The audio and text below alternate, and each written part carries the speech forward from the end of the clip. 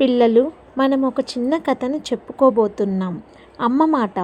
రామాపురం అనే ఊరిలో గోపన్నకు మేకల మంద ఉంది. ప్రతిరోజు ఆ మేకలను మేత కోసం అడవికి తీసుకువెళ్ళేవాడు. ఆ మందలో ఒక మేకకు పిల్ల పుట్టింది.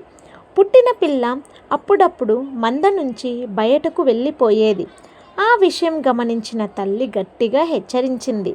అడవిలో క్రూర మృగాలు ఉంటాయి, మంద నుంచి బయటకు వెళ్ళొద్దని గట్టిగా హెచ్చరించింది. అయితే తల్లి తనపై కావాలని కోపపడుతుందని, బయట చాలా అందంగా ఉంటుందని తన సంతోషానికి అడ్డంకి చెబుతున్న తల్లిపై కోపం పెంచుకుంది.